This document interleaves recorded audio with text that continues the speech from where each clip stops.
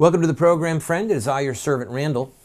Dr. Alan Keyes and I recently had the joy of doing some public speeches together in a local church here in Memphis, Tennessee.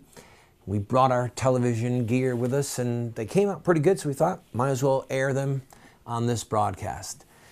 I promise you, this is not only worth your time to watch, it's worth your time to watch again, all right? So remember, you can watch this on our website, thevoiceofresistance.com, where you can be strengthened and challenged and inspired, and you can become a part of the solution to get our country back into the hands of righteous men and women. Enjoy Dr. Key's speech. People who come from another place and who are therefore strangers to those who live in this place, perhaps until you get to know them. So the word alien means that which is strange to you, that which is not part of you, that which is other than your identity. What could that possibly mean in terms of us?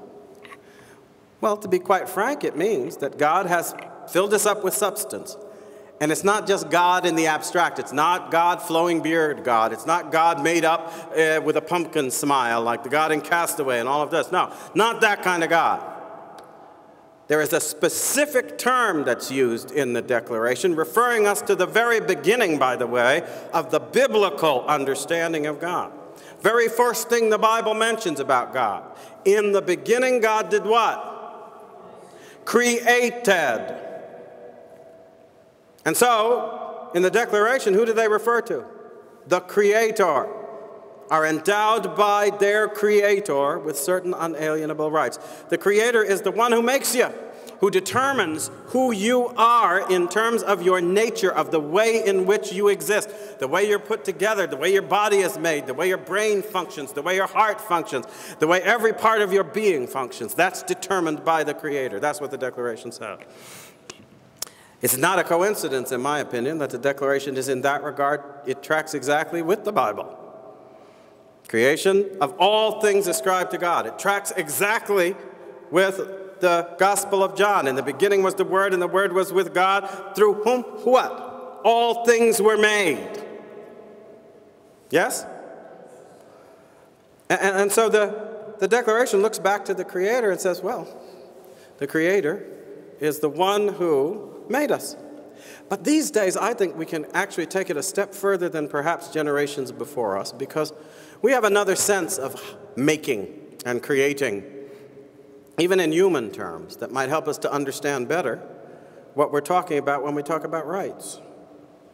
Because one of the things that has really been transforming our world is what we call information technology, right? And on account of that information technology, we have computer processing machines and instruments that can then lead to all kinds of expressions of creativity. We can make movies and films and create virtual realities practically and reproduce images and other things that can practically convince you that you're there in the presence of the buildings and the warriors and the fighters. It's so graphic, it's so detailed, but what's it all about?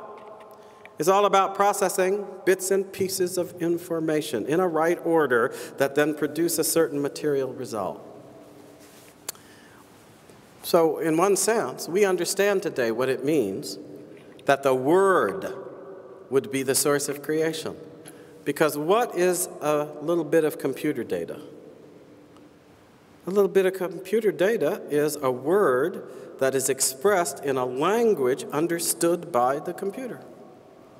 Sometimes it's machine language, sometimes it's one of the higher languages that are used in information technology. But what is created by our information technology is entirely created by way of the Word. Yes or no? So we understand what that means. And this helps us to understand what a right is. Because if God is the creator in that sense, and He creates our being, what does He do? He informs it. He provides it with the information that is necessary in order for that way of being to continue, to perpetuate itself, to prosper. He provides us with information about how heat is going to affect us, so we should pull our hand out of a hot fire. He provides us with information about how good food smells, so we will be attracted to what we are to eat. He provides us with information about how we can perpetuate the species, so that in response to certain stimuluses that come between us, we are able to engage in the act and led to engage in the act by which human beings are perpetuated. A matter of fact, these days it would be fair to say, and scientists do say, that our body is a complex information processing unit. That's what we're about.